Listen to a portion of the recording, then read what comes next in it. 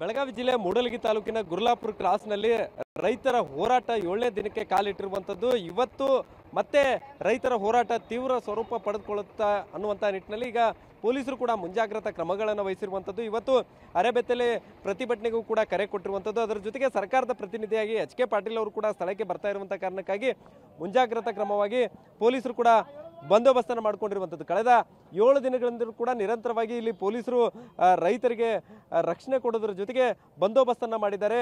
ಯಾವುದೇ ಅಚಾತುರ್ಯ ಅನಾಹುತಗಳು ಕಾನೂನು ಕೈಗೆತ್ತಿಕೊಳ್ಳದಂತೆ ಪೊಲೀಸರೇ ನೋಡ್ಕೊಂಡು ಬಂದಿರುವಂಥದ್ದು. ಸದ್ಯ ಈಗ 7 ದಿನಗಳಿಂದ ನಿರಂತರವಾಗಿ ಒಂದು ಕಡೆ ಪೊಲೀಸರು ಕೂಡ ಬಂದೋಬಸ್ತನ್ನು ಮಾಡ್ಕೊಳ್ಳೋದ್ರ ಜೊತೆಗೆ ಯಾವುದೇ ಅಹಿತಕರ ಘಟನೆಗಳು ಆಗದಂತೆ ನೋಡ್ಕೊಂಡು ಬಂದಿರುವಂಥದ್ದು.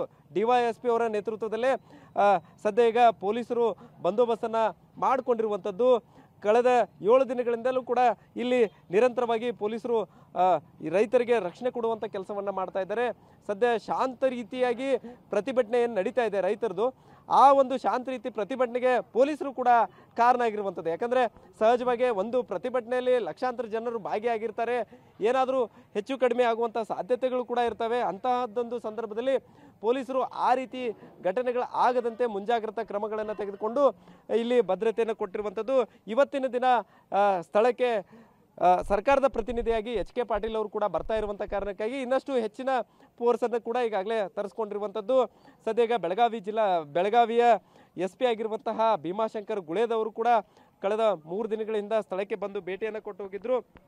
ಅದಾದ ಬಳಿಕ ನಿರಂತರವಾಗಿ ಇಲ್ಲಿ ಪೊಲೀಸರು ಕೂಡ ಬಂದೋಬಸ್ತನ್ನು ಮಾಡ್ಕೊಂಡು ಬಂದಿರುವಂಥದ್ದು. ಒಟ್ಟಾರೆ ಇವತ್ತು ಒಂದು ಕಡೆ ರೈತರ ಹೋರಾಟ ತೀವ್ರಗೊಳ್ತಾ ಇರುವಂಥದ್ದು. ಅದರ ಜೊತೆಗೆ ಸರ್ಕಾರದ ಪ್ರತಿನಿಧಿಯಾಗಿ ಎಚ್.ಕೆ. ಪಾಟೀಲ್ ಅವರು ಕೂಡ ಸ್ಥಳಕ್ಕೆ ಬರ್ತಾ ಇರುವಂಥ ಕಾರಣಕ್ಕಾಗಿ ಮತ್ತು ಹೆಚ್ಚಿನ ಸಂಖ್ಯೆಯಲ್ಲಿ ರೈತರು ಭಾಗವಹಿಸ್ತಾ ಇರುವಂಥ ಕಾರಣಕ್ಕಾಗಿ ಮತ್ತಷ್ಟು ಹೆಚ್ಚಿನ ಸಿಬ್ಬಂದಿಗಳನ್ನು ಬಂದೋಬಸ್ತ್ಗಾಗಿ ಇವತ್ತು ಸೇರಿಸ್ಕೊಂಡಿರುವಂಥದ್ದು.